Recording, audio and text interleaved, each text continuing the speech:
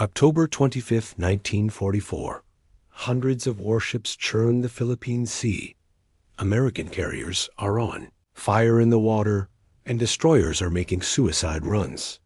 This is the Battle of Leyte Gulf, the largest naval battle in all of human history. But we're going to change just one detail. So, what happens when the most technologically advanced destroyer on Earth is unleashed into one of history's most brutal naval battles? Can a single ship manage to stop the Imperial Japanese Navy's desperate gamble?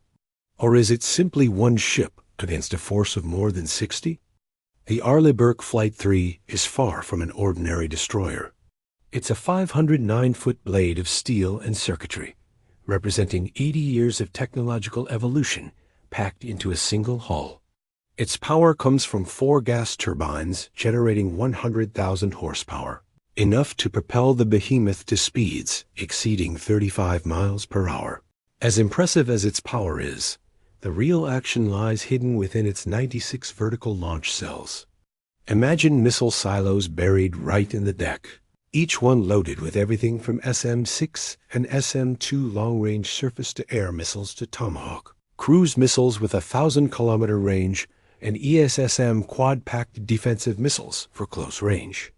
The ship's brain is the AN/SPY-6 radar, a 3D radar capable of tracking hundreds of targets simultaneously, calculating intercept points faster than a blink, and seeing through darkness, storms, and smoke as if they weren't even there. To complete the package, there's an electronic warfare system that can completely fry enemy electronics, torpedo tubes armed with homing weapons, and a 5-inch gun that places shells exactly where the computer determines they will cause the most damage. However, Admiral Takeo Kurida's center force is a formidable opponent. Leading his attack are the Yamato and Musashi, the 2 largest battleships ever constructed. Each one displaces 72,000 tons and features 18.1-inch guns that fire shells weighing as much as a small car. A single successful hit from one of these is expected to completely obliterate an enemy destroyer. Supporting them are 3 additional battleships, including the Nagato with her 16-inch rifles, along with 10 heavy cruisers bristling with 8-inch guns and long lance torpedoes powered by oxygen, the most effective ship killers of World War II.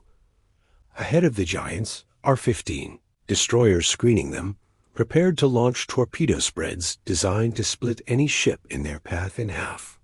Opposing the Burke are veteran warships manned by sailors who have been fighting across the Pacific for years. They've honed their night battle skills until they can reload their weapons in absolute darkness. Their gunnery is precise, their torpedoes lethal, and their resolve unshakable. When combined with Admiral Nishimura's Southern Force and Ozawa's carrier group, the Japanese are committing over 60 warships to Leyte Gulf. This is their final wager. They must succeed here or watch their empire collapse. 3 a.m. south of Samar, the Arleigh Burke's SPY-6 radar locks onto Kurida's center force. The main Japanese battle group, still 150 kilometers to the north. On the screens, which make the control room resemble Times Square, the force appears in astounding detail. Every ship is tracked, cataloged, and assigned a threat priority before the Japanese even realize what's happening. In 1944, the Japanese fleet is essentially blind. While their first radar system, the Type 3 Tashi, exists, it has not yet been installed on their destroyers. Consequently, the Japanese ships rely on lookouts equipped with binoculars, and they have no idea they are under observation. The captain aboard the Burke gives the command weapons free without a moment of hesitation. At 3:47 a.m., the first Tomahawk missile bursts from its cell, followed by another, and another, and another. 6 cruise missiles streak northward at 900 kilometers per hour, flying only 50 feet above the waves. No lookout can possibly spot them in the pre-dawn darkness. Aboard the Yamato, Admiral Ugaki is reviewing battle plans when his flagship simply erupts. The Tomahawk penetrates the superstructure, and detonates inside the command bridge. The explosion obliterates the fleet's nerve center, while secondary explosions cascade through the ship. In a matter of seconds, the pride of the Imperial Navy is engulfed in flames, 4 hours before the crew would have even been ordered to battle stations in the original timeline. The shock is enough to make even hardened soldiers lose all hope. Now, back to the Japanese fleet. The Musashi takes 2 hits, one in her forward magazine and one in her engine rooms. The first impact transforms her bow into a steel inferno. The second kills her propulsion, leaving the ship and its crew dead in the water, burning and sinking. The horizon remains pitch black, and the 2,500-man crew is out of the fight before they even realize the battle has begun. The Japanese fleet rapidly descends into chaos. Ships collide in the darkness while trying to evade the surrounding confusion. Radio channels are flooded with panicked reports of ghost bombers, mines, or submarines. No one can grasp that a single destroyer 150 kilometers away has just decapitated their entire battle line. By dawn, the time when American escort carriers would have launched their aircraft off Samar, Kurita's center force is already crippled, and the Arleigh Burke is far from finished. The destroyer speeds north at 35 knots when Japanese float planes finally spot it, a single gray silhouette cutting through the morning seas. Kurita's surviving ships turn to engage what they mistake for a 1940s American cruiser.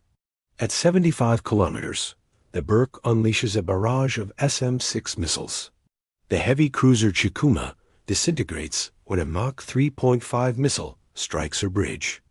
The Suzuya is also hit, and its ammunition magazines detonate seconds later in a massive blaze.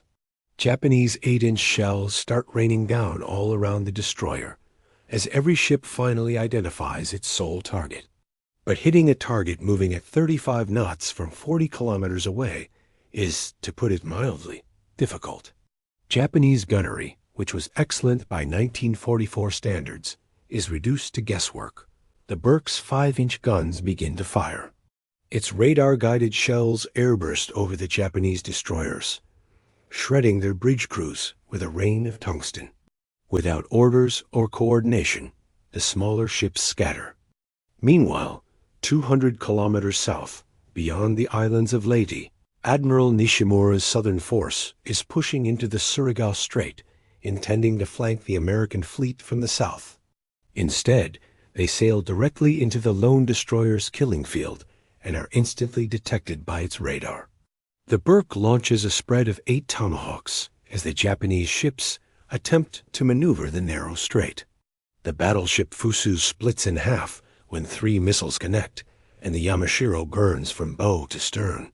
The destroyer Michishio simply vanishes in a ball of fire.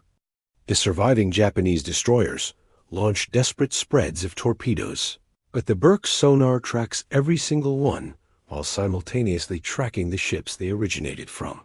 The Burke dances between the incoming torpedoes at 35 knots, but its missiles are a finite resource, and by now the destroyer's vertical launch cells are running low. As morning transitions into late morning, far to the north in the Philippine Sea, Admiral Ozawa's decoy carrier force appears on the radar. 4 more carriers with barely 100 planes between them, a mere shadow of their Pearl Harbor glory launch every aircraft they have. The Burke's remaining SM-2 South and ESSM soar skyward, forming an umbrella of death. The last hope, Japanese A6M0 and B5N Kate torpedo bombers, begin to explode 50 kilometers out, then 30 kilometers out, and then 10 kilometers out. The few that manage to penetrate to attack range are met by the Phalanx CIWS, a swiveling Gatling gun that spits 4,500 rounds per minute, designed for short-range missiles and enemy aircraft that have breached the outer defenses. A brave Zero pilot, already streaming smoke, aims directly for the destroyer's bridge. The Phalanx automatically tracks him, and in the span of 2 heartbeats, a wall of 20 millimeters tungsten turns the pilot and his aircraft into falling scrap metal it splashes into the sea below. With the air threats neutralized and missiles depleted, the Burke closes on the carriers using her gun. From 15 kilometers, radar-guided 5-inch shells are fired at the Zuikaku, aimed at her aviation fuel bunkers, and the carrier that launched the Pearl Harbor attack bursts into massive flames. The Zuiho and Katos follow, their unarmored decks no match for modern ammunition. By noon on October 25th, the Battle of Leyte Gulf is over. The Imperial Japanese Navy has ceased to exist. 4 battleships, including both Yamato-class giants, are gone. 4 carriers burn on the seafloor, and dozens of cruisers and destroyers litter the Philippine waters. The only American loss was some well-spent ammunition. If you're curious what the outcome would be if a modern carrier had fought at Pearl Harbor, check out the video now appearing on your screen. Thanks for watching.